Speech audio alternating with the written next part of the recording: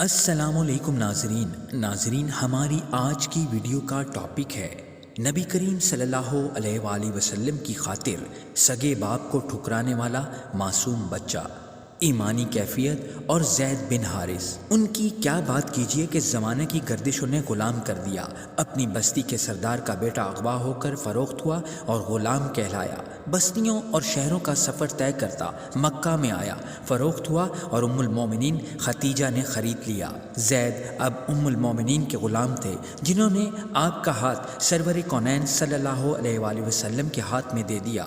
زید کی قسمت بدل گئی، پیارے آقا کے غلام ہوئے اور ہم سب کے سردار ہو گئے۔ بہت دن گزرے کہ حارث کو معلوم پڑا کہ پیارا بیٹا زید مکہ میں ایک شخص کا غلام ہو چلا ہے۔ اپنے قبیلے کے کچھ بااثر افراد یعنی قبیلے کے کچھ سیانوں کو ساتھ لے کر نکلے اور کچھ مال و دولت ہمراہ لیا کہ اپنے بیٹے کو مال و دولت دے کر واپس لے آؤں گا۔ پہنچے تو بیٹے کو گلے مل کر خوب سا روئے۔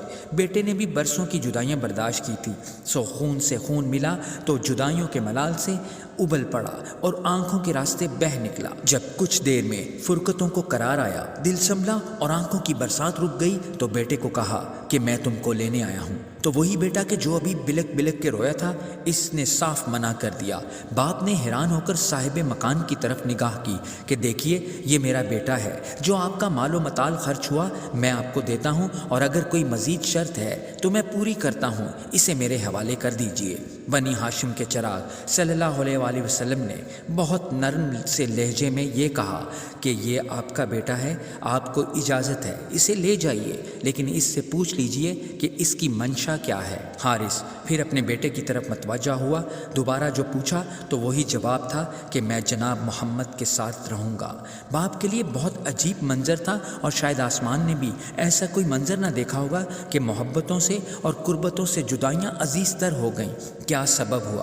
ایسا کیوں ہوا؟ سب یہ تھا کہ اب پیارے محمد کا ساتھ تھا، رحمتوں کا نزول شب روز ہوتا، محبت یوں بانٹی جاتی کہ اجداد کی محبتیں دور کہیں پیچھے رہ گئیں۔ سو زید نے بھی یہ کہا اور اپنا چہرہ باپ کے چہرے سے موڑ لیا کہ سب کچھ خدا سے مانگ لیا، تجھ کو مانگ کر اٹھتے نہیں ہیں ہاتھ میرے اس دعا کے بعد۔ باپ اپنے قبیلے کو واپس پلٹا، آنکھوں میں آنسو اور زبان پر دعائیں کہ بیٹا جہاں رہنا خوش رہنا۔ باپ کو کیا معلوم تھا کہ صحراؤں کی کسی نامعلوم بستی کا ایک معمولی سا بچڑا اور گمشدہ بیٹا جو غلام ہوا، وہ زمانے قیامت تک کے آنے والے لاکھوں کروڑوں نہیں اربوں انسانوں کا سردار کہا جائے گا۔ ہاں، زید ہمارے سردار ہیں۔ اب تو ہم زید کے بدن سے مس ہو کر ہواؤں میں بکھرنے والی خاک کو بھی اپنی آنکھوں کا سرما بناتے ہیں کہ یہ اس سرور کائنات کو چھو کر آئے ہیں کہ جن پر ایمان جنتوں کی ضمانت ہے۔ یہ وہ زید تھے جو ہمارے رسول کی محبت تھی، جن کو رسول نے اپنی شناخت دی،